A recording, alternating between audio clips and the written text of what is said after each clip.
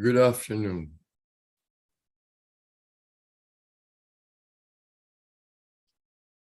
As chairman of the Caribbean Research and Policy Center, it is with pleasure I welcome you to this webinar on Caribbean Diaspora Political Engagement. Whether you are in attendance or viewing on Caribnation TV's YouTube channel. I thank my friend Larry Sinders and Caribnation TV for facilitating this live stream. We have in attendance members of the diaspora from across the United States. My special thanks to our three presenters, all second generation of Caribbean heritage, who bring a vast amount of experiences in the ways of politics and political engagement in the United States. From the grassroots level, on the ground in local, state, and federal elections, to the White House, the Congress, and nationally. Many members of the Caribbean diaspora work on campaigns in their individual capacities and have been successful in doing so. But there's a huge gap between individual participation and participation as a group nationally and in clusters locally across the United States. There are at least 5 million people of Caribbean heritage in the United States, but too often we fail to act as a group to pursue matters of common interest for us in the diaspora and for the benefit of the countries of the Caribbean where our roots are. There are many elected officials of Caribbean heritage. Dozens more are seeking elected offices at the local, state, and federal levels here in the United States, including in the state of Maryland, where the nominee of the Democratic Party for governor, Wes Moore, is of Jamaican and Caribbean heritage. In the past few days, the local Political Action Committee, CPAC, held a well-attended fundraiser for him. There are many areas where people of Caribbean heritage, members of our diaspora, form significant portions of the voting public. Yet, because we lack organization and focus on impacting political campaigns, we do not have a seat at the policy and decision-making table post-elections. We are seldom seen and heard, and with very little effect in the halls of power in city and state capitals and in Washington, D.C. As a Caribbean diaspora, we have the power to change that. And today's webinar is the beginning of a process which we hope will change the existing dynamics. We, members of the Caribbean diaspora, with the second and third generation working together, have the numbers and the resources to do it. Our presenters will explain and point the way. I now turn the introduction of our presenters over to Dr. Karen Francis, a CRPC board member who agreed to serve as co-moderator. Karen. All right, well, thank you so much, Ambassador Ward, and it's a pleasure to be here today. And I say also join you in welcoming all the participants who've joined us today for this discussion. And I'm really delighted to have the opportunity to introduce our three panelists today, all of whom in their own right have been and continue to blaze trails, making significant contributions to discourse, civic and political engagement that translates to meaningful action in communities across this country and quite frankly across the globe. Today, we get to hear from these distinguished individuals about their experiences in the political and civic engagement arenas, and how we as members of the Caribbean diaspora can build our capacities to engage more effectively in the political process. So I will introduce each of our panelists today in the order that we will hear from them. So again, Nigel Stevens, welcome to the webinar. Nigel is the founder and principal of Phoenix Strategies, Inc., a government affairs and business consulting firm specializing in driving public sector adoption of innovative technologies and solutions. Nigel has over 25 years of experience in legislation and public policy, government relations, and public affairs. Nigel has worked in the U.S. House of Representatives and the U.S. Senate on political campaigns and in the private sector to drive initiatives around innovation and IT modernization, small business and minority business development, modernizing government and economic development.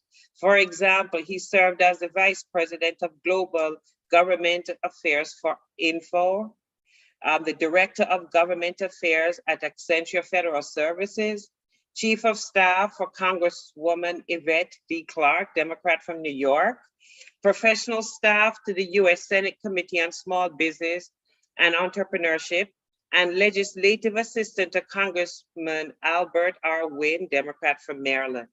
Nigel earned his Bachelor's of Arts in Economics from Towson University and a Master's of Arts in Political Management from the George Washington University, an executive certificate in financial management from Georgetown University, and a Master's of Business MBA again from the University of Maryland Global Campus. So again, welcome, Nigel. And then I have the pleasure of introducing Miss Maisha Ward. Maisha, again, thank you for joining us today. Maisha is the Director of Social Impact for the Lucas Museum Narrative Art in Los Angeles, California.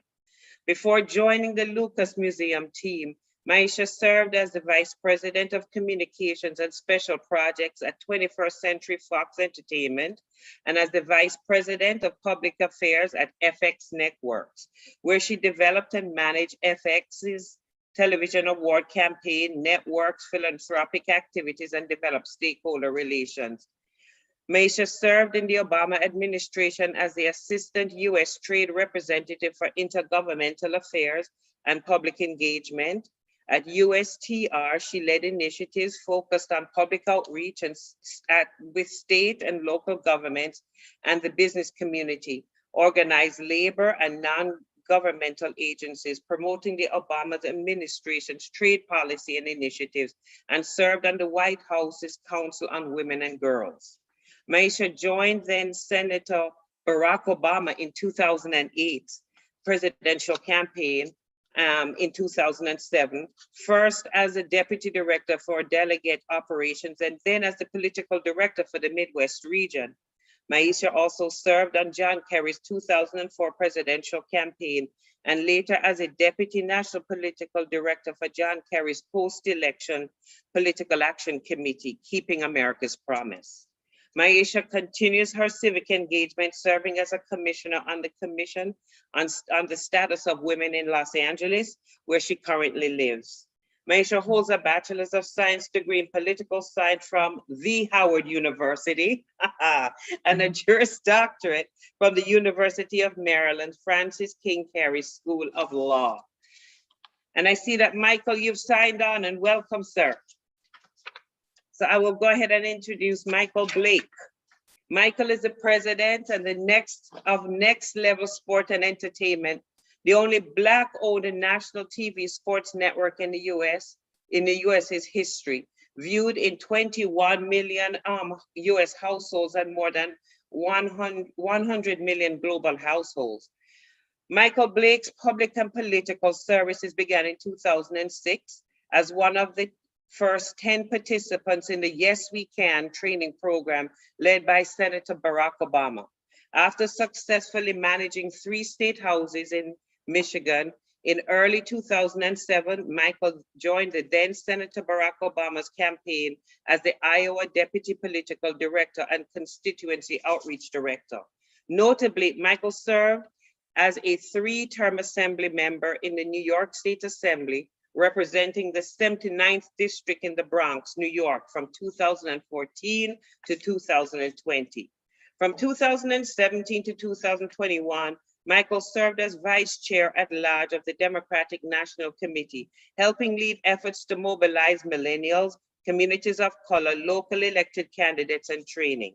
Michael served in the Obama-Biden administration as the White House Associate Director of Public Engagement and Deputy Associate Director of the Office of Intergovernmental Affairs, coordinating outreach to the African American minority and women business enterprises and state and county elected official communities. Michael departed the White House to serve as the National Deputy Director of Operation Vote for the Obama-Biden for the Obama-Biden 2012 re-election, and helped expand the diverse electorate that later re-elected Obama and Vice President Biden, leading to historic turnout among constituencies nationwide. Michael serves on multiple advisory boards, councils, and institutes focused on enhancing voting rights, economic empowerment, social justice, and civic engagement. And Michael is a proud alumni of Middle School of Journalism at Northwestern University. Again, Michael, thank you for joining us this afternoon, and to Maisha and to Nigel, thank you. And so Nigel, I think at this point, I get to turn this over to you. And just to say to those that have joined us today that we're going to, allow for some time for some questions and some dialogue with you as the panelists. So I will ask and we'll remind our participants again that as you can either type your question into the chat, or you will be able to unmute yourself, and we can also we'll acknowledge you and ask you to say a few words. But when we get to that point, we'll again give you instructions as to how to do that. So with that being said, Nigel, I'm going to turn this over to you. Well, thank you, Dr. Francis, and thank you, Ambassador Ward, for having me here. And it's good to see Michael Blake and Maisha Ward, some old friends and family from Washington, D.C. Ambassador Ward, you touched on it earlier, and I want to hit these key words of a coordinated and sustained engagement from the Caribbean community. I know a lot of folks who are watching now and participating have already been very active in civic engagement. But what I'm talking about is a coordinated political engagement strategy. In old lobbying terms, there's a saying that if you're not having a seat at the table, you're probably on the menu. Because at the end of the day, government's responsible for the distribution of scarce resources. And the end question we need to ask ourselves at the end of the day is, what are we doing to ensure that we are in a position of influence to make sure that when resources are distributed, that they're making their way to our community? And what does that look like? It was a pleasure to be at the event on Friday with the candidate Wes Moore, who's running for governor of Maryland, potentially one of the youngest governors in the history of Maryland, but also the first African-American ever elected statewide in the state of Maryland. We've got Anthony Brown, Congressman Anthony Brown, who's running for Attorney General, who's also of Caribbean descent. We have these candidates that are active and making sure that they keep lines of communication open with the Caribbean community. But the question is, what are we doing to coordinate our own messages and the ask, what we call the ask? What is it that we are expecting from our coordination and our support for these candidates? What are we organizing to make sure, whether it's Homeland Security, appropriations for schools, funding for research, access to government contracts and procurement? What is it that we have on our agenda, and how do we have a coordinated message and expectations and ask when individuals do reach positions of influence?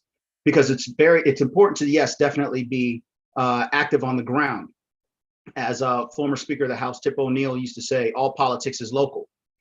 But at the end of the day, we now have existing officials in significant positions of influence at the congressional and national levels. And we have a number of candidates, Jackie Gordon over in Long Island, who's running for Congress. And I talked about the state legislators, the state officials in state of Maryland. We have the opportunity to drive real influence and real positioning to get real returns on our investment of time, our investment of resources to help individuals get to these positions. So again, and thank you for having me. And I really want to have a conversation from the government affairs lobbying perspective of, we need to start thinking as a community about what influence we have and what are the outcomes that we are expecting from that. So thank you. With that, I'll hand that over to the rest of my team here on the call.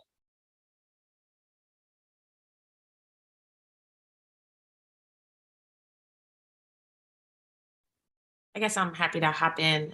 Everything you've said, Nigel, is on point. I think from my perspective, working on campaigns and then working in the government, it's providing access to those that you have been able to galvanize from the grassroots level. Working with various constituencies, such as the Caribbean Diaspora, in many of these areas, specifically for some of the local races, they can be a major voting bloc because we know what turnout can look like when it's not even a national election, when you have midterms like the ones we have coming up in off presidential years. You can have a significant voting bloc and influence by galvanizing folks locally, specifically the Caribbean diaspora. And those, once galvanized, they become influencers and participants for those electeds when they are in office. I know that when I was at USTR, after the Obama campaign, I really leaned on small businesses and local organizations that had rallied during the campaign because I knew that we had support there. We could create validators, we could create third parties that helped push the agenda in local areas. And once you have those, that's how you get your power into office, right? And so working with those groups, we were able to move trade agendas, having them speak about local issues and globalization issues. And these are folks that by participating early knew how they could connect to the decision makers. And so I found that very, very helpful as I was navigating throughout the national landscape in the Obama administration. And I will also say that folks that, you know, they always say the silent majority, but people that participate, you know, they really have an ability to influence even small to large issues. And in order to make sure your voice is heard, it's important to speak out. You know, being silent and saying and showing up at the very last minute once someone is in office, it's hard to galvanize and get that person's attention, I find. Yes, we're legislating for all, but you know, politics is politics. You know, people have your number, they will pick up the phone and call you, and you're going to listen to those constituencies because they were there in the beginning. Because I know when I was on the campaign, there are people all across this country that have my cell phone number still. And they were able to pick up that phone and call me when I was working in the administration. Blake? Good to see you, friends, by the way. Good to see everybody. Good evening, everyone. Hope all are well. Of course, to Ambassador Ward, Dr. Francis, thank you for your leadership. And to Maisha and Nigel, good to see you always as well. I am taking this conversation from overseas. I'm in Ireland right now, actually. And so if I'm not on for the entire time, that is why, because we have a convening happening for our alma mater.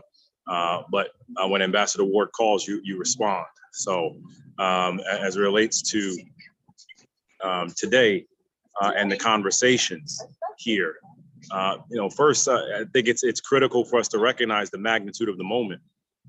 You know, that we have to find more ways to recognize that political engagement changes policy.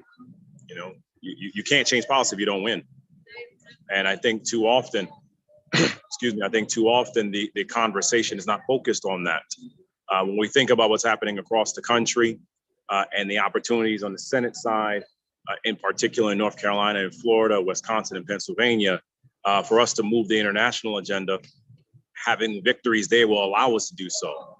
There was a report today in Politico about the better chances of holding on to the House because of what we've seen with Roe and Dobbs, et cetera.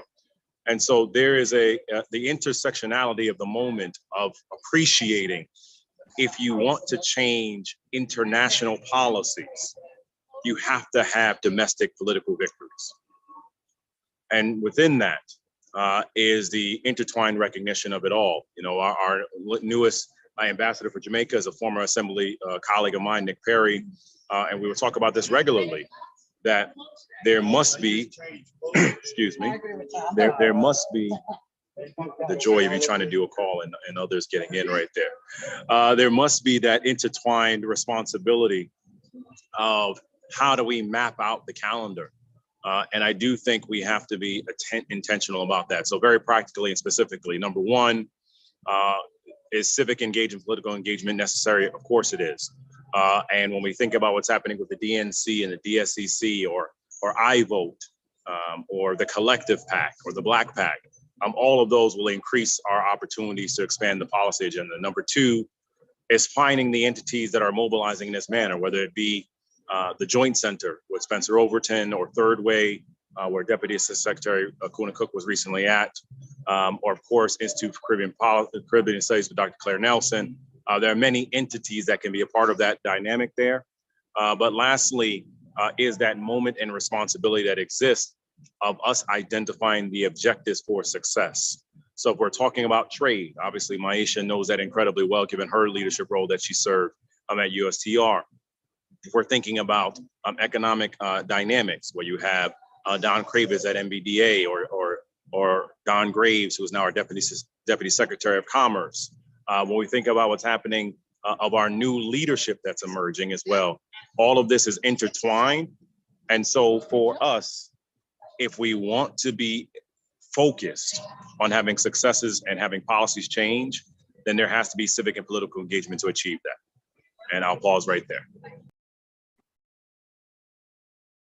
And if I could piggyback on something that Maisha touched on earlier about engagement early. We are at a critical point right now. Mike touched on as well, talking about the election that's the key elections coming up on November 8th. It's not just about a one-off campaign, and then after that, you know, we go back to business as usual. It has to be a sustained communication and coordinated messaging from the Caribbean community, even after the election is over. That's when the work really begins, because that's when you start organizing your messages and making sure that your interests are being heard, whether it's on economic development, whether it's on trade, whether it's on, I keep stressing, homeland security, immigration, those issues that are affecting our family members at home. Infrastructure. Had a conversation with Congresswoman Stacey Plaskett, who represents the U.S. Virgin Islands. And with the $1.2 trillion infrastructure bill that was passed earlier this year, they not only have resources coming from that bill to modernize systems, but they're still doing recovery from the hurricane that desolated that destroyed the island. They need access to those resources. Our community needs to have a strong voice to make sure that the funds are flowing to the U.S. Virgin Islands, to Puerto Rico, to make sure that growth is happening the same way the other advocates in communities are making sure that those dollars are reaching communities in the mainland and outside the Caribbean.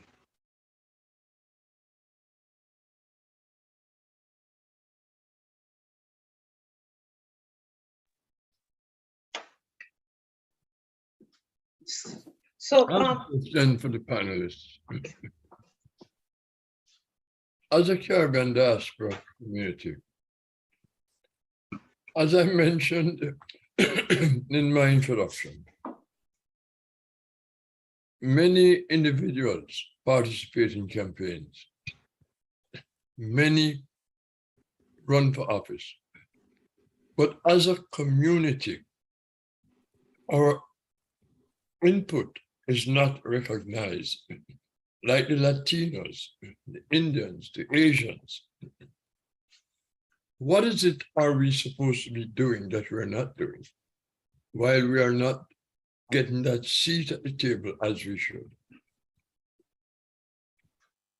Any one of the panelists, please. I mean, look, I think we're not being as intentional with our political giving and political strategy as we need to be. You know, at the end of the day, we have to map out the priorities together and recognize that people don't forget who was with them. I mean, I was an assemblyman for 6 years and a vice chair for 4 years. I'll tell you this, and Maisha made the comment earlier, or forgive me, our former deputy trade representative. Let me give honor to you on the title. You know me long enough to just call me Maisha. Let me do it right there. I'm never going to forget who rocked with me in 2014 when I ran against the establishment. I'm never going to forget who was there with me in 2017 when people thought I was crazy to be a vice chair candidate. And I do think, to your question, Ambassador, I think we're not intentional enough about the understanding of what has to happen around political strategy. And seeing that, you know, whether it be Warnock in Georgia or Kelly in Arizona, on the Senate side, whether it be Stacey in Georgia, or as Nigel mentioned, West in Maryland, or on the congressional side, you know, Stephen Horsford in Las Vegas, who, you know, has won and lost and is running again. And if he wins, he's probably the next CBC chair. Like, people will remember that and be intentional around that. But I think it's that second step as well. You know, when you think about what Senator Chris Coons is doing on foreign relations, you think about Congressman Greg Meeks as well on foreign relations, you know, engaging with them. Why? Because Greg Meeks is also the chair of the CBC PAC. So he's going to be intentional as well around that approach. So I think it's that understanding. You know, you can't just talk about money and giving when it comes to the church. You got to think about it also when it comes to campaigns, and then be consistent after the election has occurred. Because when that happens, then the policies are able to happen. And then lastly, I would say, communicate your policy priorities early. Don't assume that someone understands. You have a lot of conflicting priorities. People need to understand what you care about so that when they get elected, they can fight for you. Just to add on that, when you mentioned Greg Meeks, that's a great example of someone who does not have Caribbean heritage, is not from the Caribbean, but is an advocate and is a strong advocate, and is also the chair of the Foreign Relations Committee and former vice chair of the Congressional Black Caucus Minority Business Task Force. He has voiced over and over again his commitment to driving economic development and business opportunities in Caribbean countries, in Central America, South America, and in Africa, right? But he's committed to growing that from the United States. So if we have a strong business community here in the United States, representing the diaspora, what are we doing to make sure that the greatest level of opportunities are being created for our businesses to benefit from the policies and from the investments that are being made by the US government overseas? How do we make sure that these resources are going to our communities here and abroad? And touching on what Aisha said earlier about the campaigns, Congressman Benny Thompson, who's the chair of the Homeland Security Committee, has jurisdiction over all the immigration policies and national security policies at DHS. He has a statement where he says, I've got old friends and I've got new friends, and I love all my friends. I just don't love them the same. And what we're trying to encourage is a greater coordinated, sustained effort on the front ends to help these individuals that have not only Caribbean heritage and inherent interest, but also those who are allies and understand the need for activism and representation. So what are we doing to engage them early, engage them often, and make sure that they are positioned in a way to help give us a return on our support? And just to add one thing, you know, really the idea of the intentionality of the other groups that you mentioned, Ambassador Ward, like the South Asian community, the Latinx community, they are intentionally putting their issues, they're galvanizing nationally, and they're galvanizing within states, and they're galvanizing within cities. And as a block, they are putting their issues forefront. Now, for Caribbean Diaspora, we have many countries that make up the Caribbean diaspora. We haven't intentionally put forth, at least to my knowledge, a national intentional agenda that can be galvanized citywide, statewide, and federally. And that is what it is. Maybe we need a leader within the Caribbean diaspora that can help galvanize and start building groups and building the benches, because many of these groups, as I've seen, are starting to build benches in their local Democratic or Republican committees, their local city councils, their local boards of education. This is galvanizing the power and creating blocks of and the intentionality by bringing these people together and bringing your agenda to the forefront. So the whole idea of intentionality is really important. And we have to stop thinking singularly, think of the entire diaspora and how we can move a national agenda for the Caribbean. And that way you will have people at all levels speaking from the same message, and then they have that influence. So I think that is really important. So, Misha, thank you for saying that, because, and you mentioned the word over and over, galvanizing. And, in my head, as I think about how, groups of people galvanize, they galvanize because they, some exposure to education, some exposure to understanding, some feeling of, I'm a part of this, right? And I own this. So I'm wondering what, either you, Michael or Nigel can say to Caribbean-based civic organizations, right? And there are a plethora of them all throughout the United States. What is it that we need to do with our membership, around the education, so that people really even understand some of the basics of, what's the political process like? I remember growing up and, they had this thing on TV about how a bill is made, or, remember that, right? Right. There you go. School. And I'm thinking, probably in some communities, this is where we need to start. But how do we do that? What would you say to many of our civic organizations in the, that represent people from the Caribbean here in the United States? What is it that we need to do? So it goes beyond the dinner and dances, and more around the civic political engagement piece. I think Michael touched on it when he was talking about you can't just give at church, you got to give to political campaigns. Many of these organizations and these national money is power, right? This is politics. Money is power. And we have to ingrain in people that, like you said, Karen, you can't just show up at a dinner or a dance one time. Like, it has to be a sustained understanding. And I think it's a cultural thing, right? Many people in the Caribbean, I don't realize, did you guys give money to campaigns when you were in your home islands? That's just not ingrained in you. Like, just the way we ingrain many parents say, you got to be a doctor, lawyer, nurse, right? When you come in the Caribbean, it's not about being an artist or, some of the other kinds of jobs.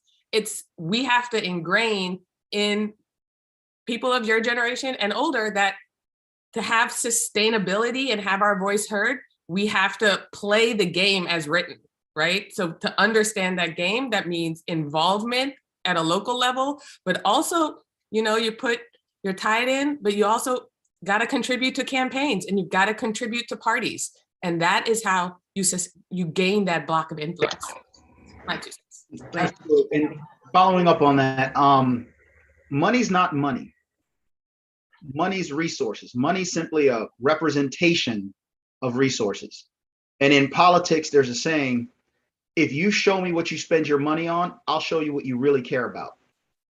So when someone's running and they're putting together a campaign and they look to people for support, like Michael said, he remembers the folks all the way back to 2014 who were there at the beginning to help him, to raise the money necessary in order for him to create that platform.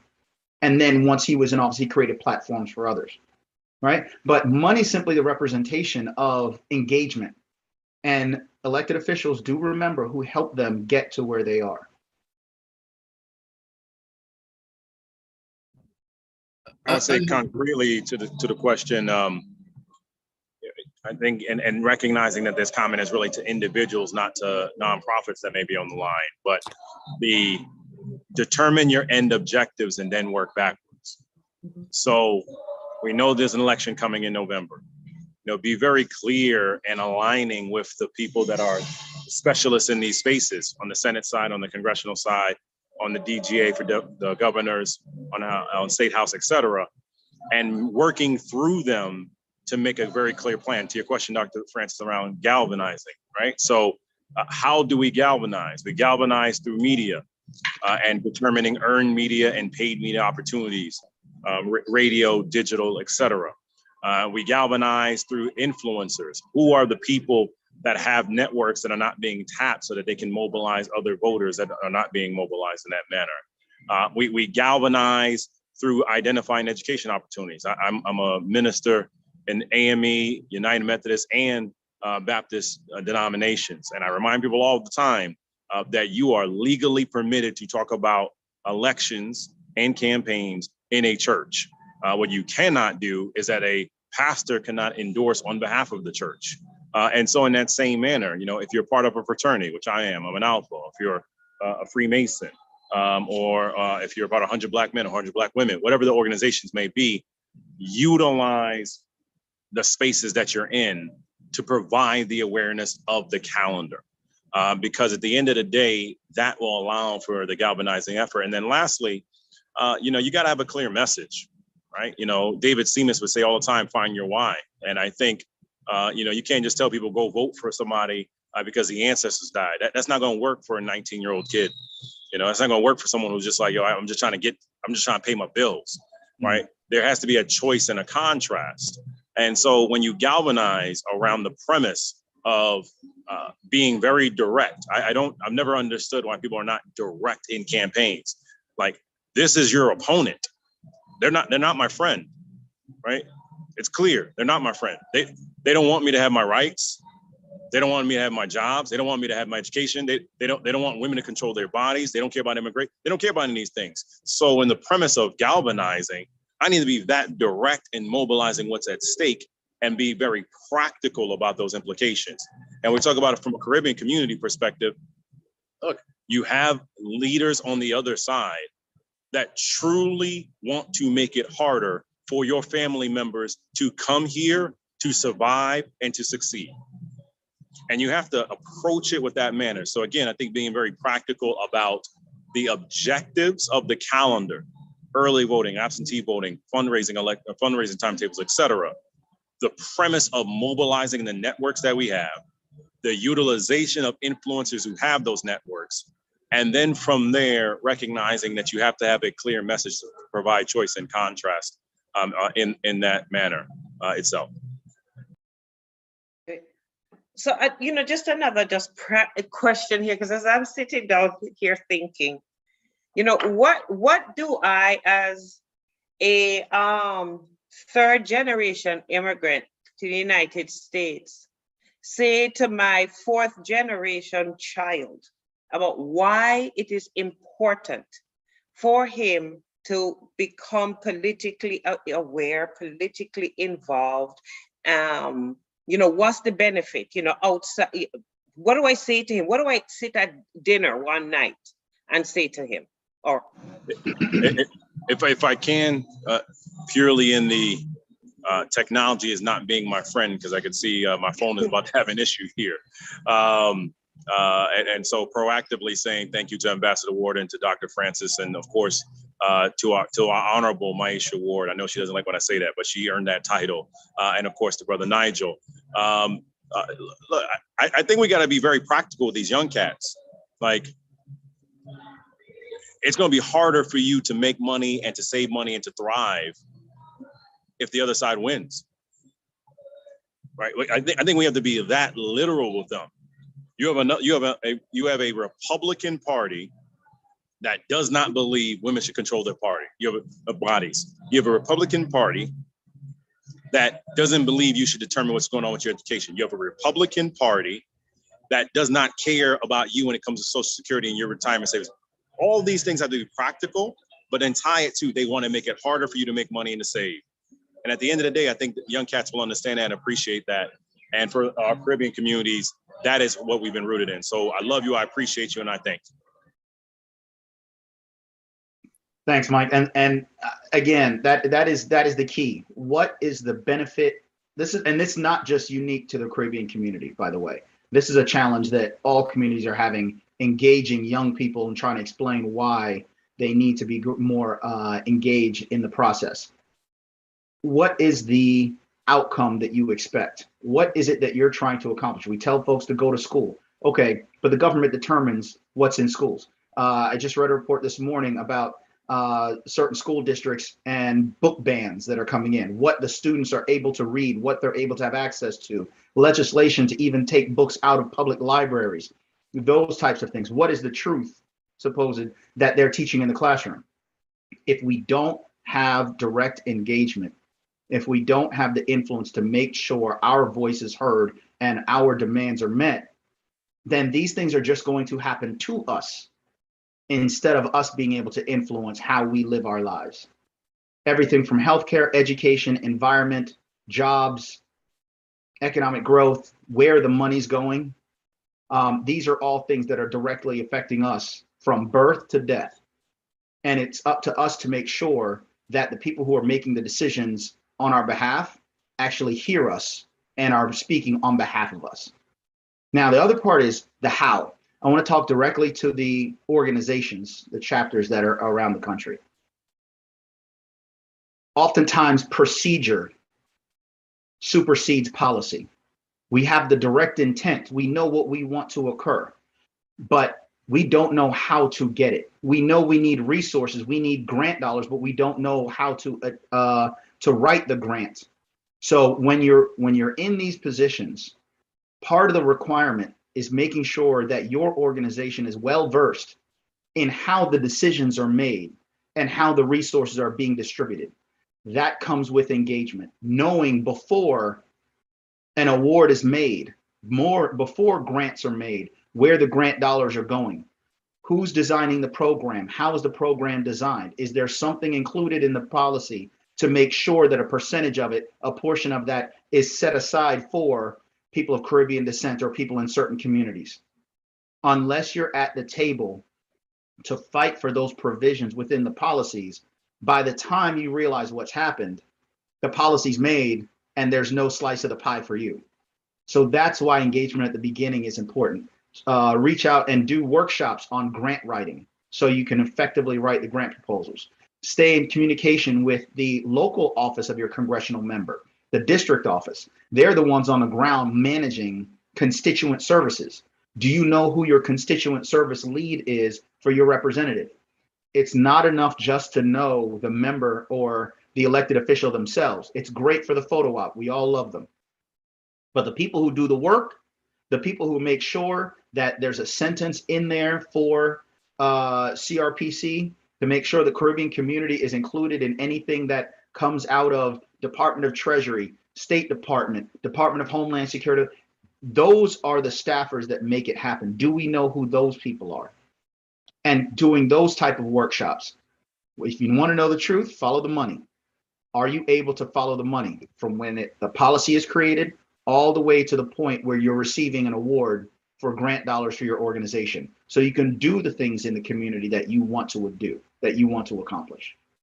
Tracing those things and understanding the how are these policies made, not just what we need to accomplish. Nigel, I would like to just ask you this, and Maisha, if you have some views on that, that would be very welcome. We don't have a national political action committee or a national diaspora group of any kind that really has the capacity or the organization to influence any political campaign. We have a local PAC in the Washington, Virginia, and Maryland area, and it has been very effective with not a lot of resources, but with the resources it has been able to put together, has been very effective in terms of influencing local elected officials in the DMV area. Give me some views as to the value of having a series of local PACs across the country, operating at the state and local levels, and the added value of having a national PAC? Well, so I have run state PACs and federal PACs. Federal would be anything from congressional, presidential, and so forth, and state, of course, what you just described more regionally.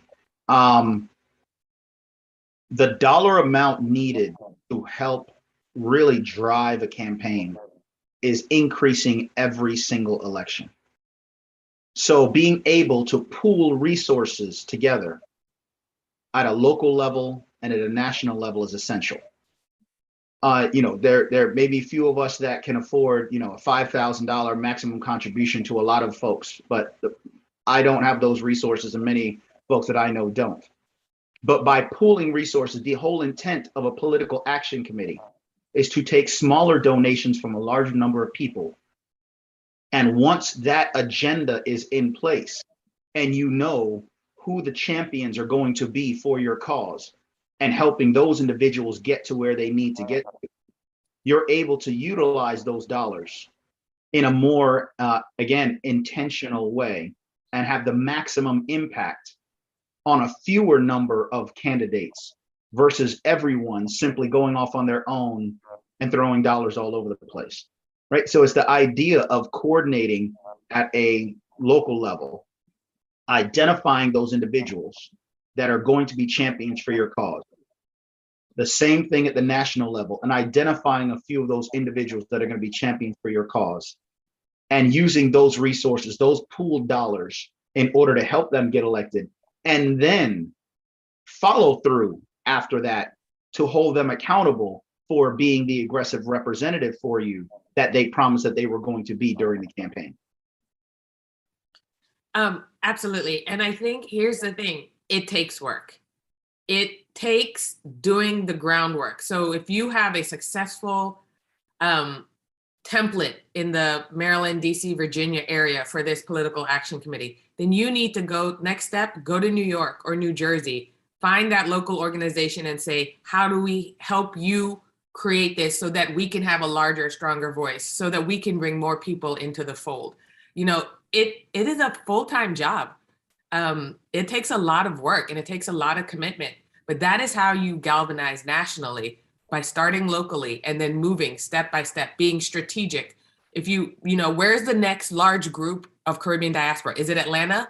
Then you figure out who is a point person in Atlanta and start having those conversations. In the next place, Houston, then you find a point person in Houston, the Jamaica National Association, a CARICOM, any of those organizations that are focused locally, and you start having those conversations. It's really about relationship building and messaging. So when everyone starts getting on the same page, those like Nigel said, those small dollar donations come in, and you have the people and you have the money.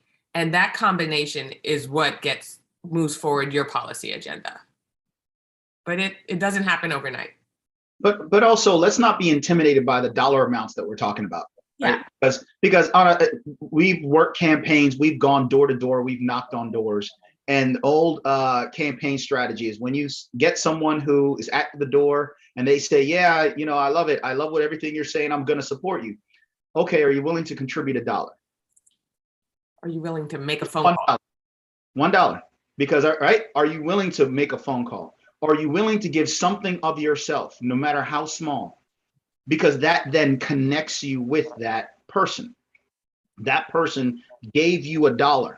That person gave you an hour of making phone calls. That person engaged more than just the promise at the door, and then they went back to finish making dinner for their family, right? That makes that connection. How do we get more of our folks actively engaged at those local chapters?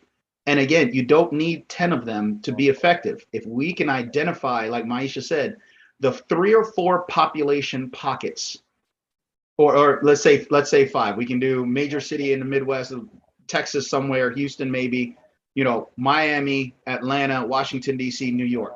Fine. If we can focus on those and help build out with the technical assistance, give the advice from the D.C. chapter that's doing well of what to do and how to organize, they can do that in those regions as well. Now, when the real force comes is when you're effective at the local level You're talking to your member of Congress through their local constituent service office.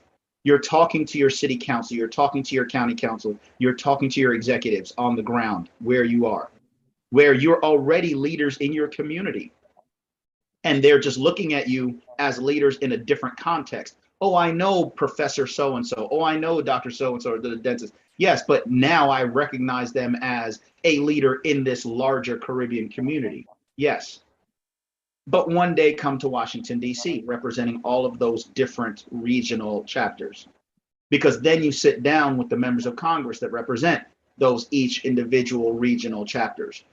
And you have a coordinated message with intent, and you have specific asks of what you want from their leadership. What should they be doing on the behalf of the Caribbean community here in Washington, D.C. at a national level, and take that same message back home to your local city. So Nigel, a lot of what I hear you say is that, if we're really serious about this, if we're really serious about becoming politically involved and politically aware, therefore to make influences, we got to make this our day job too, in addition to, right, whatever, else we do, right? Yeah, it's a full-time job. Yeah. That was what my job was. That was Right. Nigel's job. These are actual jobs. Mm-hmm. And so you have to commit to doing some of this, or find someone who is doing this and have them work on your behalf. People like Nigel, who are consultants that can help with the galvanizing and do some of that groundwork for you and help give you direction. People who but that means having a coordinated effort and saying, okay, you're our point person. You tell us how we can be involved on the local level, and then we're empowering you to help us galvanize and move it to the next level. Right. Exactly. But on top of that, I want to go back to something Michael said before he had to jump, about engaging. You have to go and meet your audience where they are. Yeah. Okay. So we as leaders need to get together and really think about what is the message that we're giving to our own community that's going to trigger them to get more engaged. Right. Because you can't keep dividing up more and more work amongst the same people. And that's what's been happening. A lot of folks, they say, I could feel it on the call. There are folks who are watching the live stream saying, I have a day job. I don't need another day job. Okay. But with more people engaged, many hands makes for lighter work. But the question is, how do you get these people engaged? How do you get folks engaged?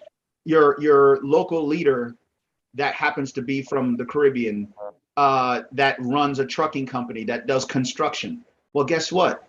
If we're saying that we have direct roads to Congresswoman Stacey Plaskett, and she's gone to the floor to make speech after speech to get resources to the Virgin Islands, and there's millions of dollars in construction money that is sitting on the sidelines waiting to be spent, we know what it's going to take to get the attention of that leader that's in construction. Because there's jobs and opportunity and economic growth and opportunity sitting on the sidelines. If we have leaders right now with hundreds of millions of dollars in different agencies being spent and directed to HBCUs, and we have so many of our people in academia at the highest levels at HBCUs and training the next generation of academics, what are we doing to engage those people where they are and say, I don't need you writing on everything, but on this piece right here on HBCUs, I need you to help put together our platform to make sure that we get the resources in our universities that the larger universities are getting as well, right? So we're being strategic. We cannot boil the ocean. We cannot have 150 interests, right? Policy interests. What are the big three? What are the big four that we're going to focus on? And then engaging our community where they are. So it's not, if you try to ask somebody in healthcare to start talking about transportation, it's going to be way out of their comfort zone. It's going to take up a lot of their burn their time. But if you have somebody in academia who knows how to run a real program at a university campus successfully, then they can come and help that local chapter put together a grant proposal on research, on education funding, on scholarships, on internships and fellowships.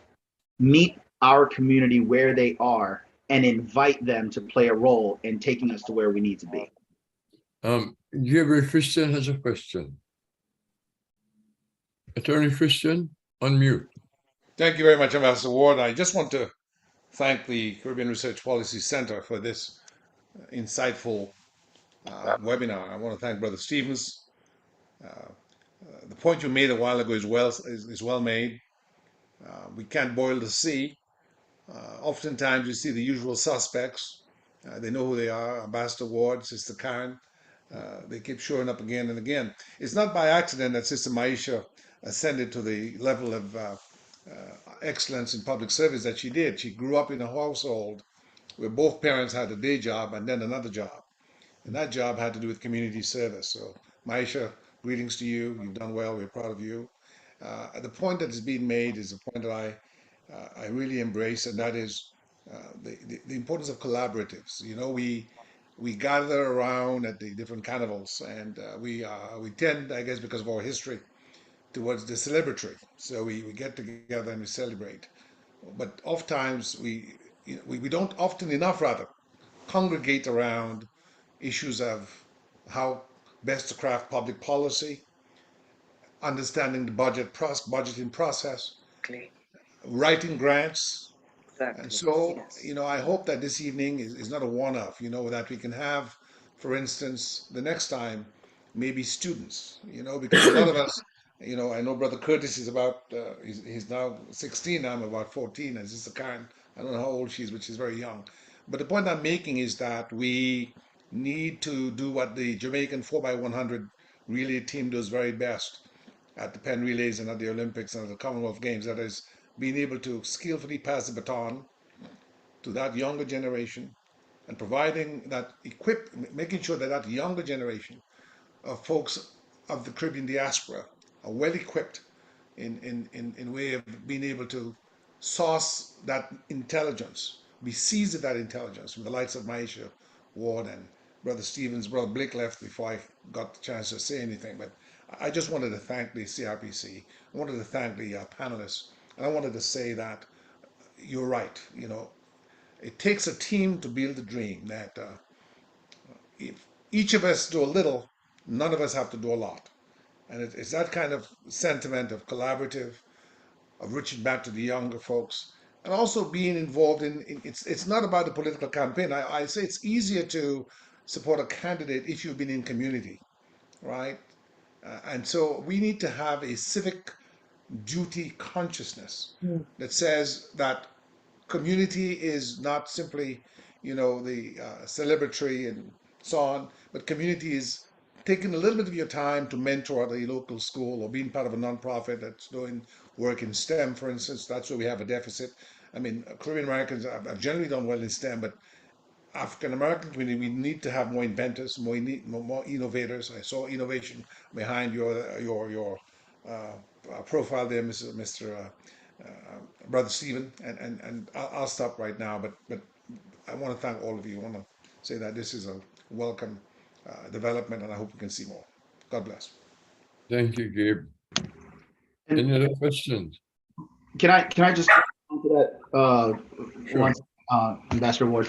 So one thing that I have found helpful throughout my career, and I've been asked as engaging more politically with the Caribbean community, how do we get those of you who are already leaders in the community to help facilitate the awareness and acknowledgement? Part of the challenge I heard on at the event with Wes Moore on Friday, folks were saying, I didn't even know he was Jamaican. I didn't even know he was Caribbean. How do we help self-identify and drive pride around that identity, but also use it as a resource to access intelligentsia and information, contracts, partners?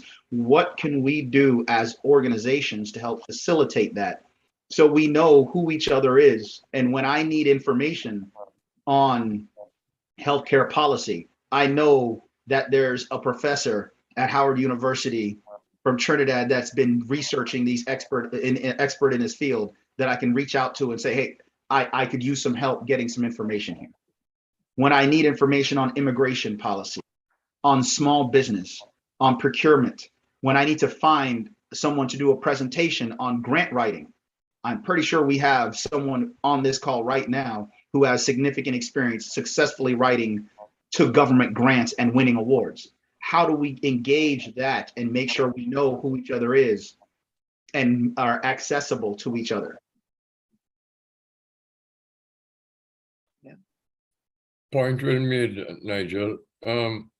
Any other questions from those who are here with us or those who are on YouTube? So If I you saw, I have a Yvonne. question. Yes, I just got a comment. How do we get, let me see if I understand this. How do we get our politicians that we support to go to the very basic communities and not just those who are able to make noticeable financial contribution? How do we get them? How do we encourage them?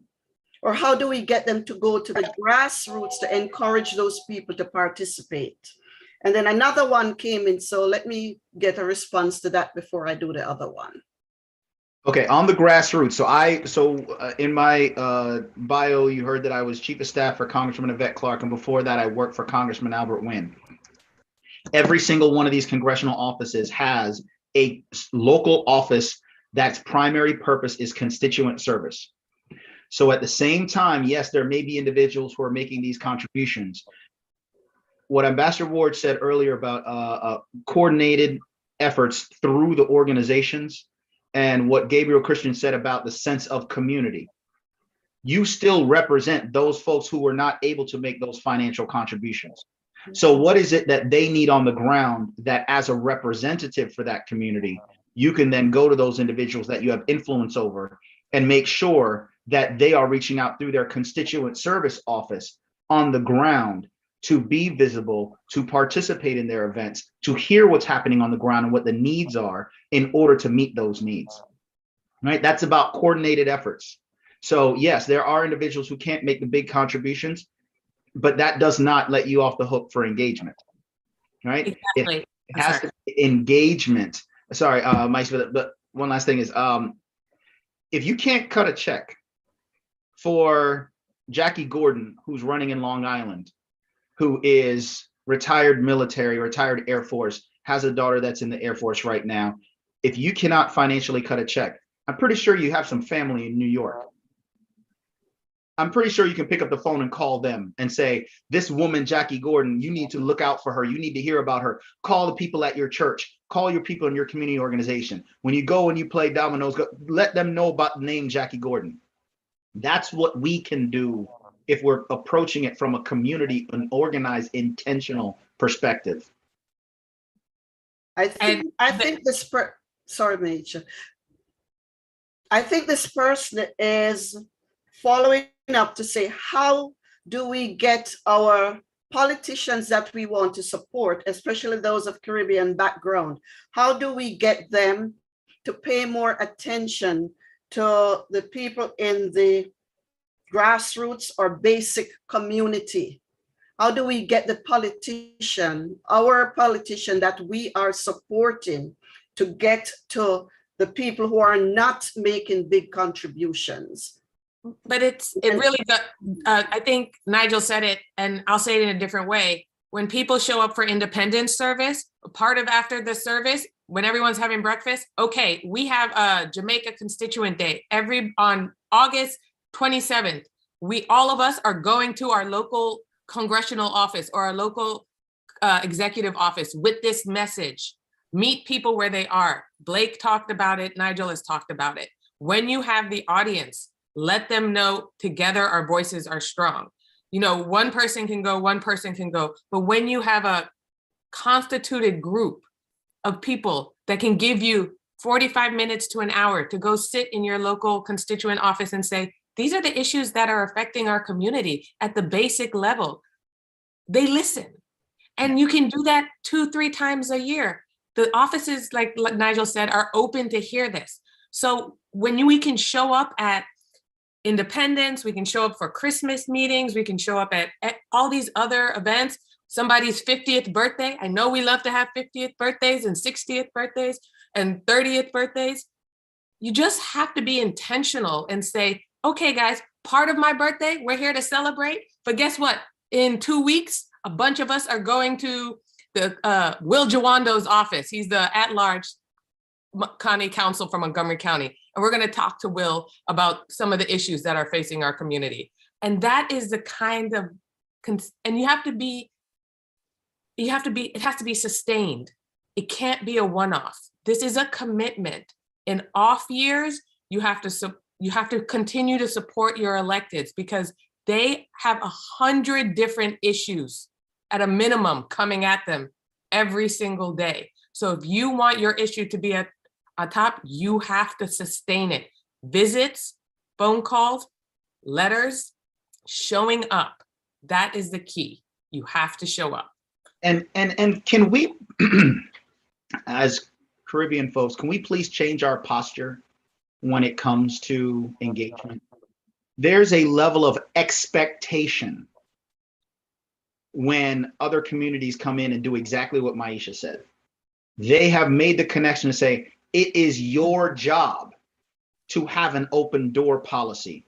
It is your job to accept meetings from me and from my community. It is your job to represent my interest when you go and do something on the city council, county council, the governor's office, Congress, whatever. It's your job. That's why I put you there. That's a different posture than going in asking for something, right? And I would really like to see us change our posture where it is not only an expectation on us to be more engaged and be more aware, but we need to then require that level of accountability for our elected officials, that we have interest. There's no permanent friends or permanent enemies, only permanent interest, okay? It doesn't matter what their political party is, what their political affiliation is. Once they take that oath of office, it's their job to represent our interest. But we need to get in there to those local offices, those offices on the ground, not local as in position, but yes, those local elected officials, but also the congressional local office. Again, their sole purpose in those local office is constituent services. What are examples of those constituent services? Did you know that your congressional member can write letters of recommendation for students in their district to be accepted to any of the academies, Naval Academy, Military Academy, West Point, and so forth? The Congressional Black Caucus Foundation. I know every year we come to Washington, D.C. and have a policy conference, and we have a wonderful time, and it's a great party. The real purpose behind the Phoenix Awards dinner is to raise money for the scholarships, and now they're up to, I believe, well over 100 students come to, and actually more than that, a few hundred students come to Washington, D.C. every year with a scholarship from the Congressional Black Caucus Foundation, and they get placed in internships, not only on Capitol Hill, but also within corporate offices in Washington, D.C. Right? Those are some of the things. Immigration paperwork. If your paperwork is stuck, they can look into that. Judicial challenges with regards to immigration. If your family member gets in trouble up here or something like that. All of those things, including, yes, the congressional tours and all those things, but specific constituent interests that directly affect you and your families are being handled in these offices. So it takes time to go in, yes.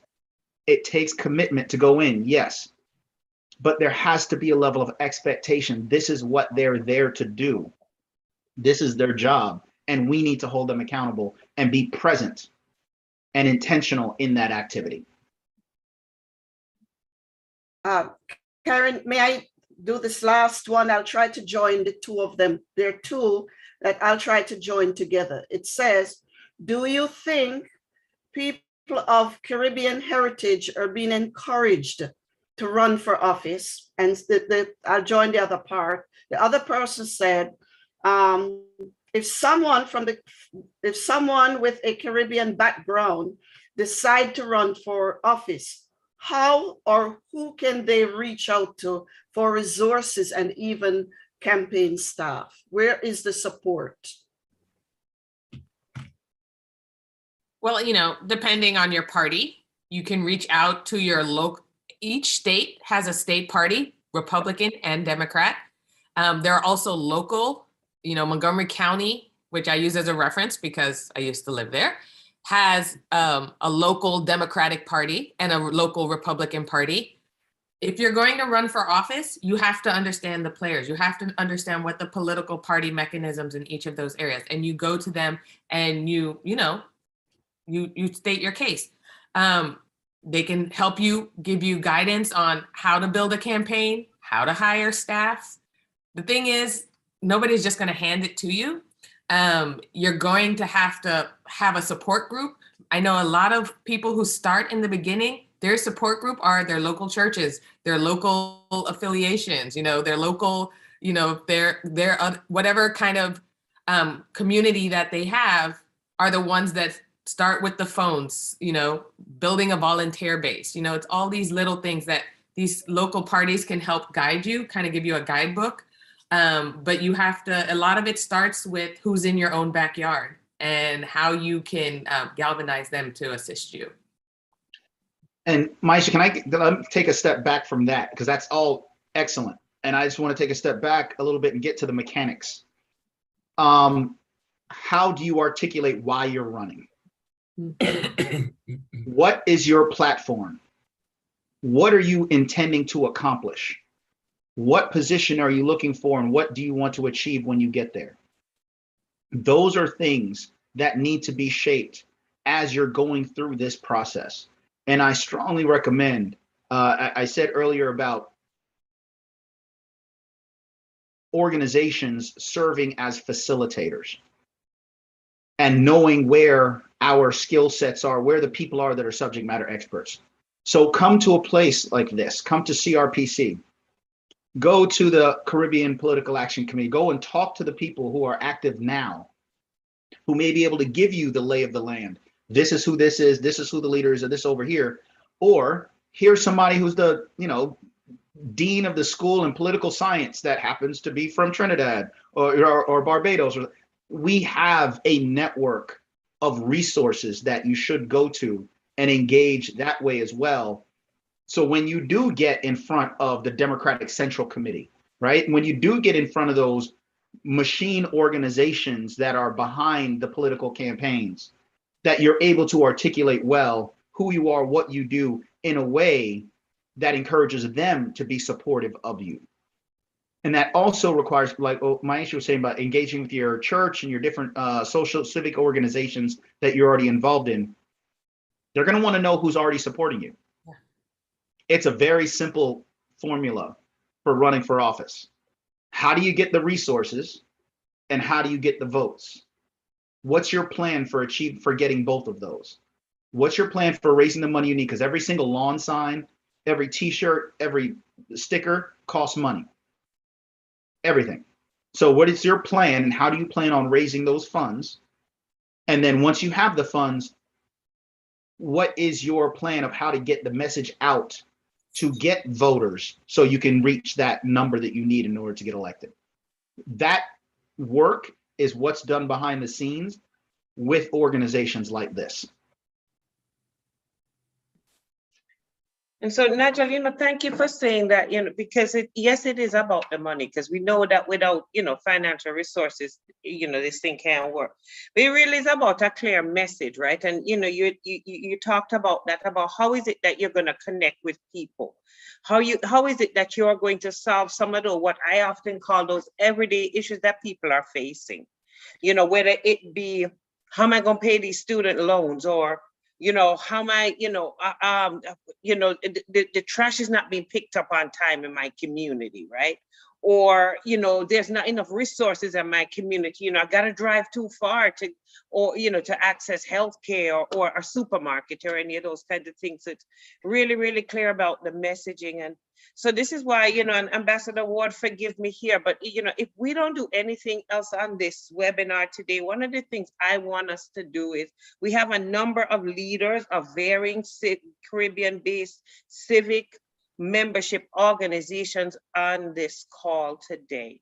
And the one thing I would love to say to all of those members is that your takeaway today is a simple one: to go back to each of your organizations and have this conversation, right? Share what was learned here today about the importance of this, and set a goal within your organization around this to really begin to have that conversation, to do the education, to do the to gen up the excitement around this, to galvanize your members so that folks can become involved.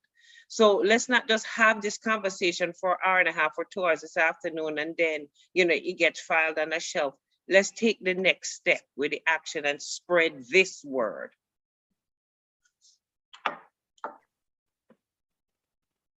One more question, and then this one says, who is collecting, or what organization is helping to send out a list or to promote people of Caribbean heritage who are currently running for office? That's a good question. Would that person like to volunteer? Well, so part of the challenge, self-identification, right? I was at an event for Congressman Stephen Horsford, and we're having conversations about minority business issues. And now I've known him since before he ran for office the first time, okay? And we're having conversation, we're having dinner.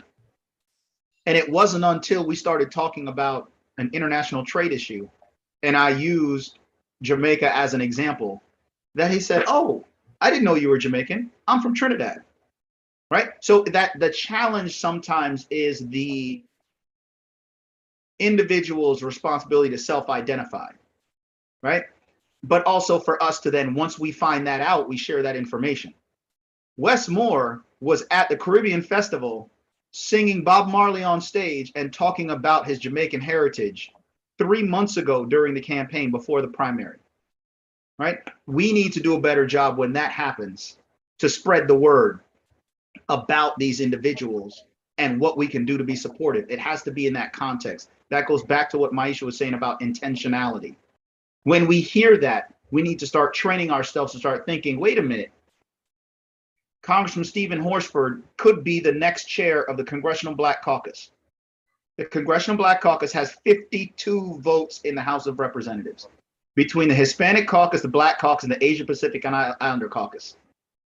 You have almost half the votes necessary to pass any legislation just with those 3 caucuses. If we identify our folks and list them, right? So, I just did a slight search before this and pulled a list of the congressional level folks. But when we find out that somebody is from Caribbean descent, we need to share that information with the leaders of CRPC. We need to share that with our local chapters. Hey, did you know so-and-so? Let's invite them for a conversation and build that relationship. Because that's what this is all about, building that relationship and being intentional. And I would just add, sometimes you've got to give someone a reason to share all their different affiliations, right? So if we have created this like the PAC, the DMV PAC that you spoke about, Ambassador, if that is known to candidates, then they're going to say, yes, I am from the Caribbean. My grandparents immigrated here. My parents immigrated here. I am a proud second, third generation. Give someone a reason beyond like national pride. And because I'm sure, with their family, they're fine. But politics is a game, and everything you do is as a politician is thought out, and there has to be a return, right? Not just to get reelected, but a return for why you're visiting the Jamaica National Association, why you're visiting senior housing, why you're visiting a fraternity.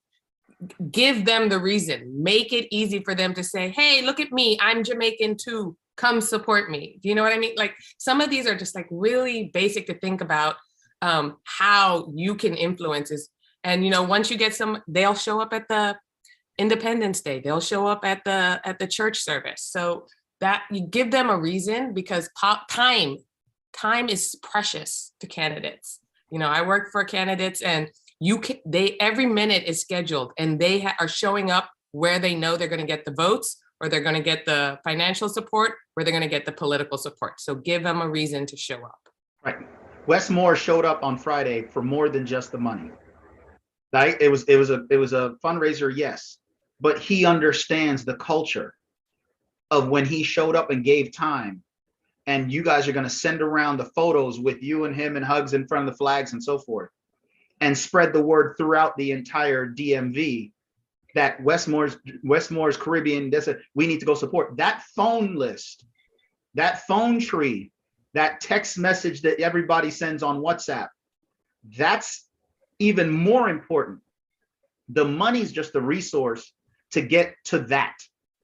So let's not focus so much on the money as we are focusing on the activism and the intentionality. Pick up the phone and call your family members. Send that text message out. Hey, we just heard of Jackie Gordon in Long Island, Westmore in Maryland, Anthony Brown in Maryland, Stephen Horsford in Nevada, Yvette Clark in New York, Congressman G.K. Butterfield out of North Carolina, who's unfortunately retiring now, right? So you have those folks. The Cuban community organizes around Mario Diaz-Balart, organize around Alexander Mooney, Maria Salazar, right? They have a coordinated Cuban community that is intentional in their ask. But when they find out someone is Cuban, they pick up the phone, they send text messages, they send emails to their friends. That's one of us. We need to have the same intentionality. Yeah. You know, all the Caribbean markets, there should be a list and photos of all our Caribbean candidates running right in the window. The next dance is posted up in that window, right? Post up the candidates. That's something easy. Yeah. Not everything has to be monumental. You can be small. When it's election time, I get on the phone and I call all my cousins. Ask Karen, ask Ambassador Ward. You guys, and the ones in Jamaica too, I remind them, you're registered in Florida, vote. People forget, we have a huge US citizen population living in the Caribbean, right? All the people that have gone home to work. And they forget. I can pick up the phone and call 25 people and remind them. It's little things, and we can do this as a group. So invite folks over for Domino's, invite folks over for a backyard barbecue, and then the first hour is phone calls. First hour is texting. And that is how you mobilize and engage. And that is the bread and butter of any political campaign. And what I do want to add to that too, and thank you, Ms. Ward and Mr. Stevens, we also have to show the other candidates that are not Caribbean that the Caribbean votes matters. Yes. We have to show that as well. And they will see. They will see. They will see. They will see from exactly. They will see. Yeah. In the interest of full disclosure, I must say to Maisha, she doesn't have to be that formal with me. Okay. You're correct. Just following. Everyone's calling you ambassador, and Blake, I figured I'd follow true. But we can stick to protocol, Maisha. I'm in the same with the screen, so yeah. Somebody texts me, "Is Maisha your daughter?" I said, "Yes." The person said, "No wonder she's so sharp." Thank you, whoever said that. Right. But you know, apple doesn't fall far from the tree. But you know exactly. We're laughing about this, but this is a perfect example of I'd like to say this, Karen, before I move on. Nigel's mother is also on this Zoom. Okay. Yes. You guys should be very proud. Yeah. Yeah. All right. No, let's get back to serious business. Yeah. But that's like what we're modeling here, right? This is what we're modeling, and this is what we'd like to see replicated over and over again. It's the first, the second, the third, and the fourth generation. Really taking this on meaningfully, right? Yeah. Yeah, But so I'd like Ambassador to Ward, make a you're living the dream, suggestion. sir. Maisha is living the dream. but I Yes. want to, Great. And it's good, it's good to know that whatever we're saying and doing, that the younger folks may be listening. Sometimes we don't think they are. However, I would like to make a suggestion. Is it possible that we could call a meeting, a summit, whatever you want to call it, with all of the Caribbean organizations, the leaderships, before November, to come together, to come up with some kind of strategy to do outreach to the grassroots community? We need to get the leaders together and to come to some kind of agreement and collaborative effort Yes. to do outreach. CRPC may be doing it on one hand, JNA is doing it on another hand, JMA is doing it, JAM is doing it on another hand. But how do we get together? For example, on the Zoom here, we have the chair of the Montgomery County Caribbean American Advisory Group. However, we are not allowed, that group is not allowed to do political campaigning. However, it does not mean that that group couldn't join the other groups to come up with some kind of strategy to do outreach, so we are unified and people know that, as somebody else suggested, I forgot whom it was, that the Cubans do it. So why can't the Caribbean people do it? We just need to get the leadership of all of these big and small and medium-sized organizations to come together. We seem to be doing things in our own corners and pulling this way and pulling that way. We need to find a way to come together, and we need to do it now. Yeah, absolutely correct. And we need to build a structure. And I think we have to start, that's just my view, within the communities to build structures like we have a CPAC in the DMV. We need more CPACs across the United States. And then we can unify. We can bring all of them together to do national messaging. But as Nigel pointed out, there are candidates which are in local communities, whether it be in New York, in Nevada, in Florida, in California, wherever, that we need to get actively engaged at that level where the candidates are. But the guidance can come from a national structure that can coordinate the message. I'd like your views on that, Maisha and Nigel.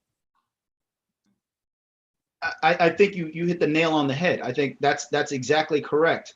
But I also want to make sure that we stress that it's not just an academic function, small a. We have to be very intent in how we reach out. We keep talking about the grassroots. I want to make sure we stay there, okay? It's about access to resource. How do we get those individuals to get active that would not normally be active? How do we make the connection to them and their direct interest every day? All right. I think about the broadband, the infrastructure bill that passed, $1.2 trillion. Of that, billions of dollars are going to put high-speed internet and broadband throughout the nation. Okay. That money has to be applied for by local jurisdictions. Are we having conversations to make sure that our local officials are applying for that money for our community, for our regions? Because without the high-speed internet, our kids are not going to be able to compete in school. Without the high-speed internet, our companies, our restaurants are not going to be able to send in, credit card payments quickly and collect the money and turn over tables. Our, mechanic shops using the newest innovative tools to connect, to learn how to fix your car. Where are we on those types of things, the bread and butter issues that are affecting our community, and making sure that when we do coordinate, that we're doing it in the context of, we need you on the ground to be active because we need your greater representation in order to create a return on that investment of time and resources. This is an investment. We're asking you to invest time and resources into these organizations in order to get a return from from the activities that we're doing. But we need to make that connection. And I think there's a gap there somewhere, the disconnect that we need to find a way to bridge.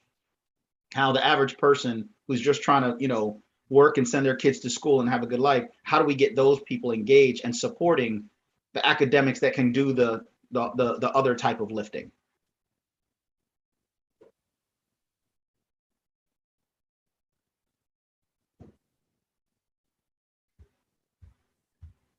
Maisha, did you have any thoughts on that? You're muted. Nigel kind of summed it up, but I agree with Nigel's mom that we need to bring the leadership together and have the conversation. You may not agree on 10 messages, but you may agree on 2, and you be able to share who is running, why we need to support them.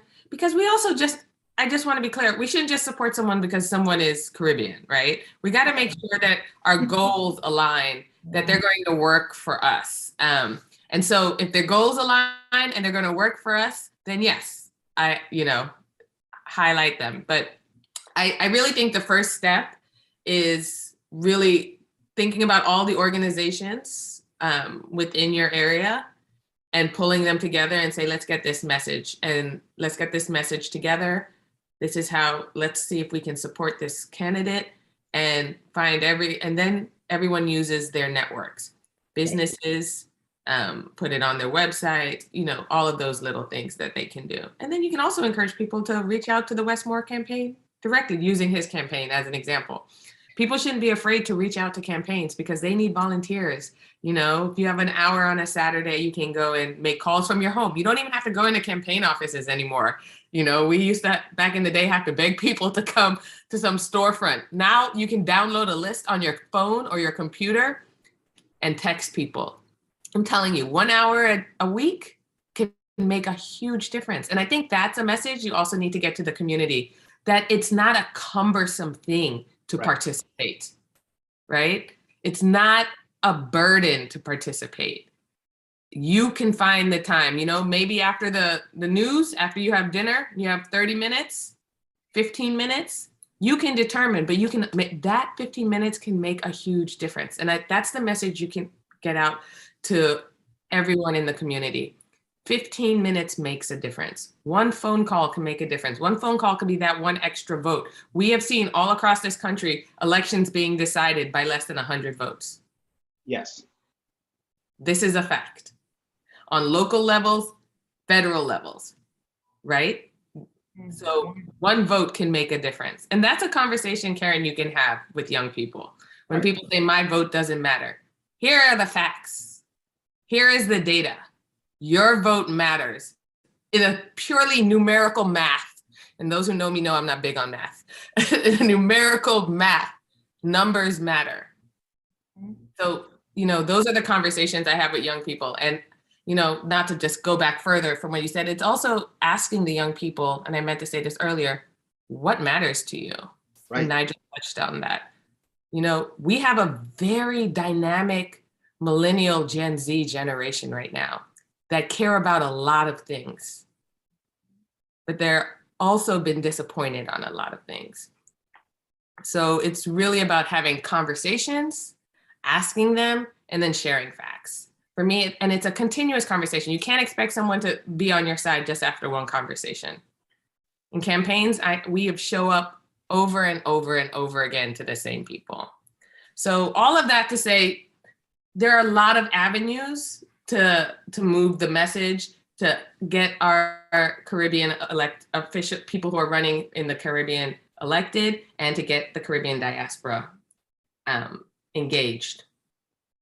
And just to piggyback on that, the county executive race in Montgomery County was recently determined by 30 votes.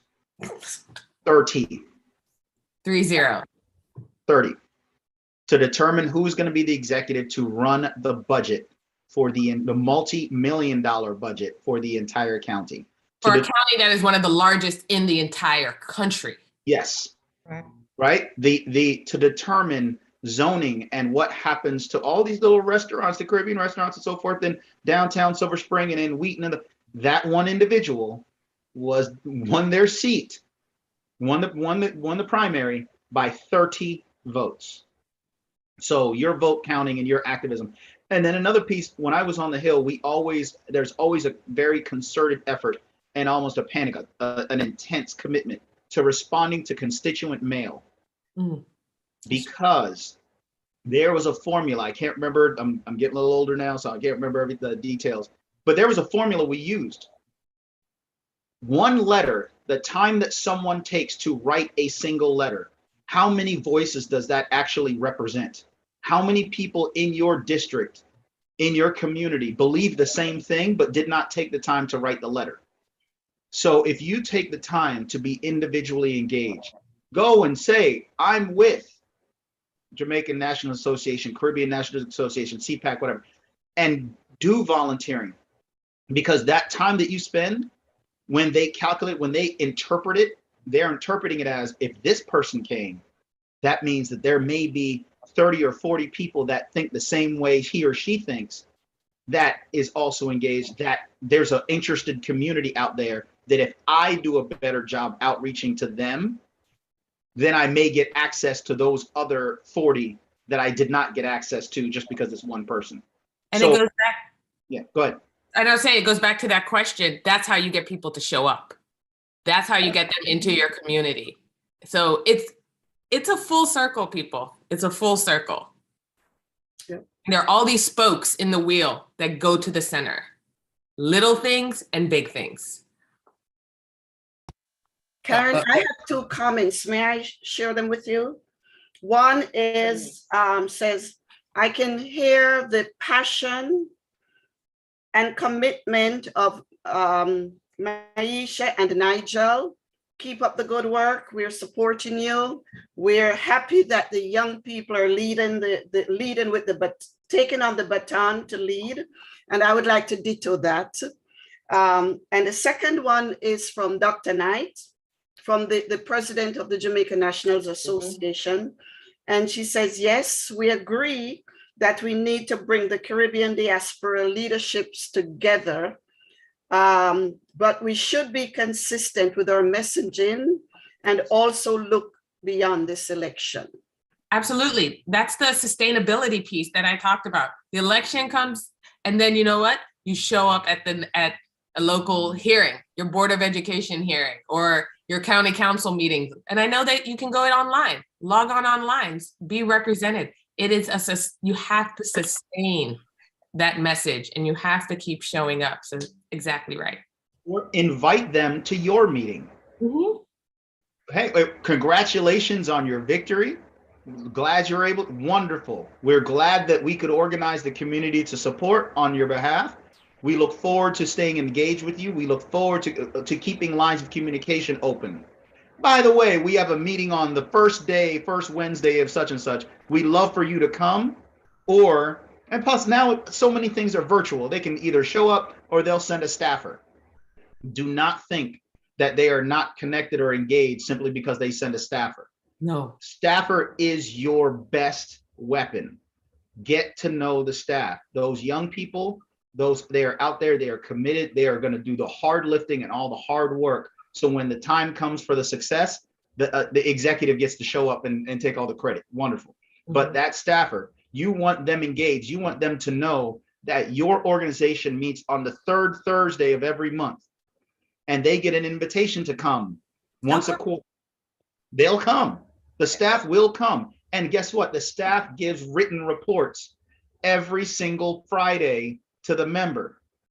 We used to have a staff report that had to get turned in and go into the members' briefing book every weekend. That included not just the legislative and the high-level policy stuff that's happening on Capitol Hill, but literally the constituent services that were asked for, what was requested, what was completed, what's still outstanding, because that member then has to go on the weekends and during breaks to the district, and they want to know, hey, wait a minute, we spoke to these folks. We got an opportunity. This staffer went to meet with the Caribbean National Association at the Gaithersburg Library. Okay, got that. Okay.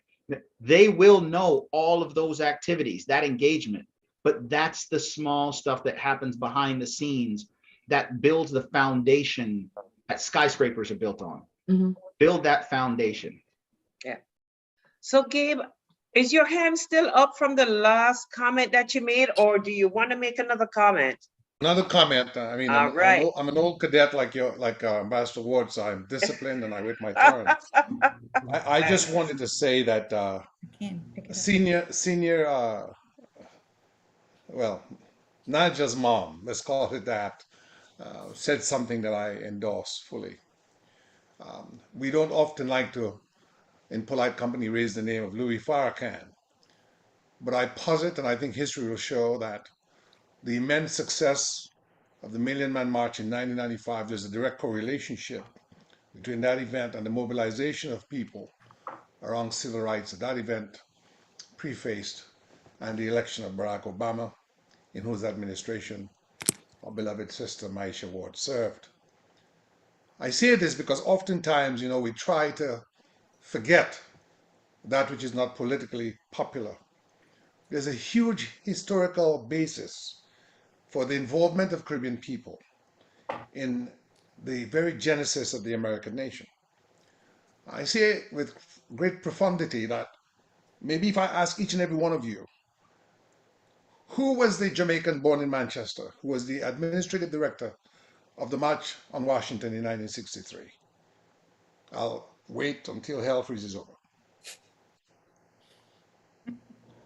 I don't believe any one of you will answer. His name was Cleveland Lowell Robinson, from the same Manchester that Ambassador Ward hails from. He was a Unionist, came to the United States in 1944. But he's just one of many. There are others. Of course, we all know of Harry Belafonte, whose financial resources, many a time, bailed out not only grassroots civil rights workers, but Dr. King himself. And I'm reminded in 2006, we gave an award to Andrew Young. That is another organization that I've been affiliated with, the Institute of Caribbean Studies. And I'd never met Dr. Young. And so I wanted to meet him. So he was going to do what men do in the place that men go to do it. And I followed him. And he said to me that from 1956, he and Dr. King visited Jamaica. And many of Dr. King's important works were written in Jamaica.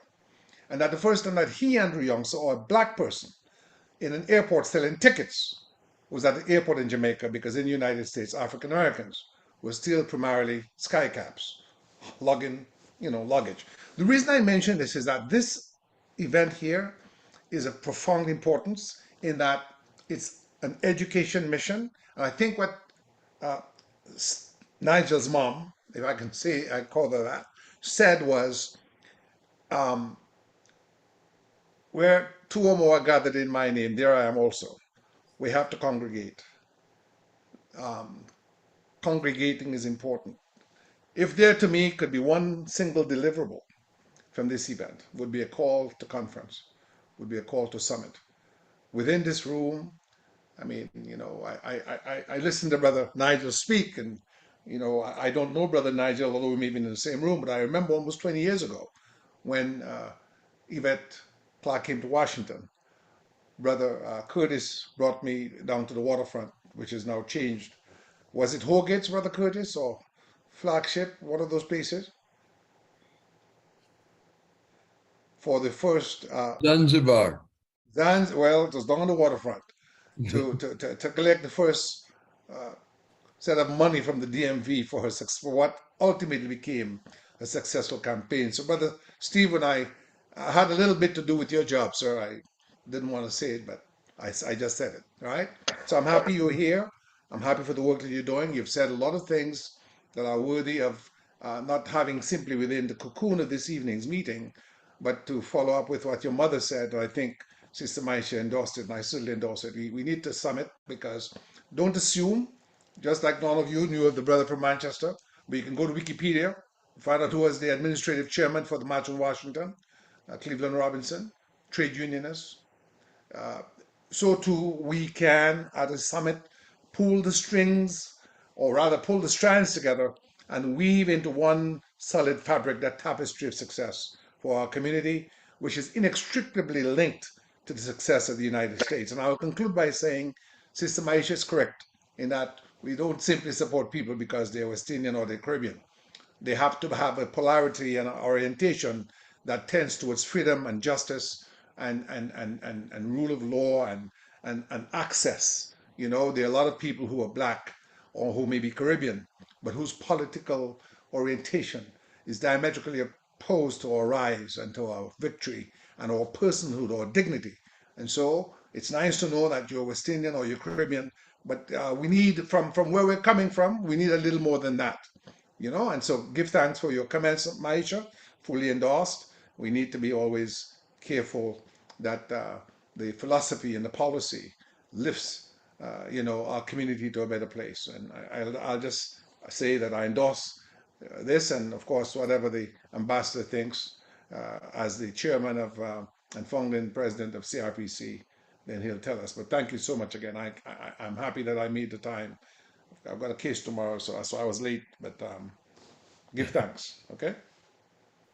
Again, as always, thank you. You know, that and then I'm going to turn it over to Ambassador Ward now to summarize all of this that we've talked about. And Ambassador, I would ask you also, sir, to also give us a charge as we leave this webinar today and, you know, carry on with our lives. How do we weave what we've learned here today into, you know, our process for moving forward? Well, I must say I was very, very pleased. I am very pleased with the presentations that were made by our three presenters, Nigel, Maisha, and Michael. Michael had to go. He actually joined us from overseas, at least 6 hours in a different time zone. So we're really appreciative that he took the time to be with us, the time that he spent with us. Gabriel did some of the summing up that I think needed to be done. And so I won't repeat what Gabriel said. Coming out of this webinar, and I must tell you, the idea for this really came out of a conversation I had with Nigel. And I said, well, let's put a panel together. Let's talk about it. Let's see, where do we go from here? And coming out of this webinar are many questions as to where do we go from here, or how do we get to where we need to go from here? And I think we heard many of the answers, and we heard some interesting ideas. And Yvonne Stevens, one of CRPC board member, who made a suggestion, which I have been mulling around for quite some time.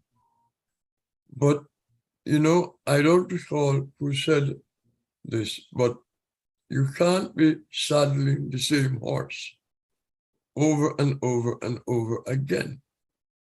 And it's time to hand off the baton, as Gabriel Christian said. It's time to pass the baton.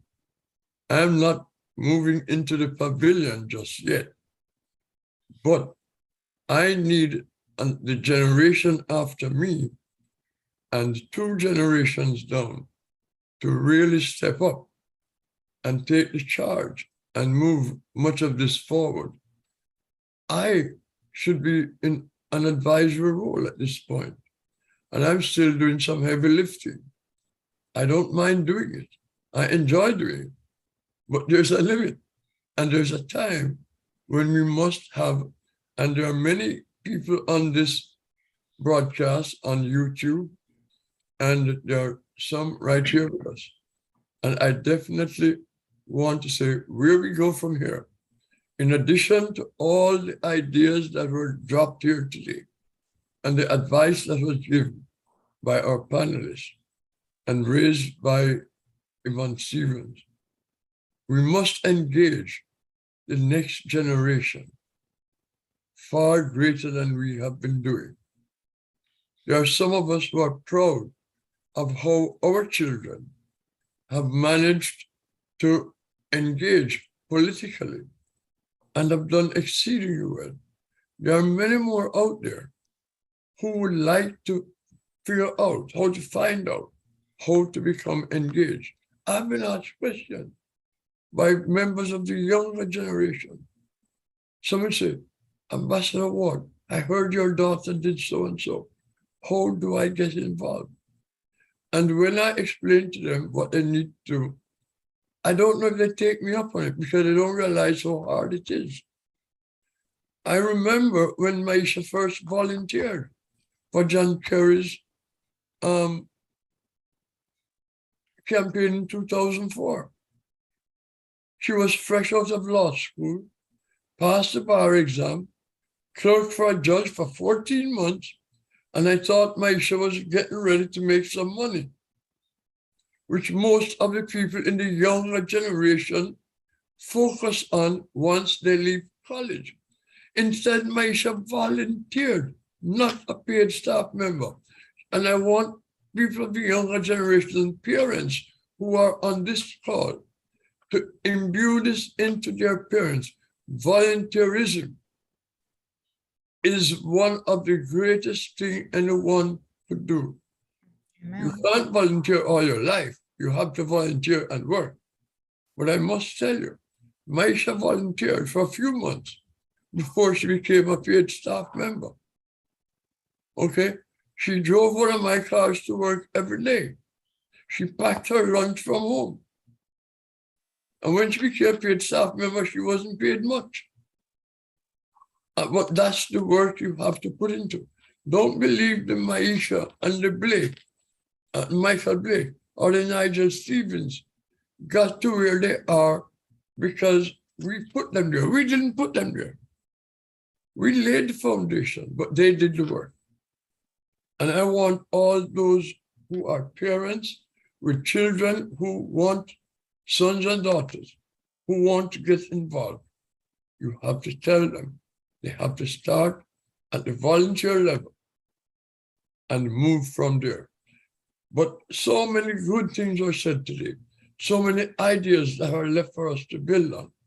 And I'm hoping that we will be able to call on Maisha, Nigel, and Michael to help us as we move to the next level of civic and political engagement and have an impact which reflects our numbers and our resources and our intellect, so that when decisions are being made, when policies are being made, when we need to access something from the government, we have that access.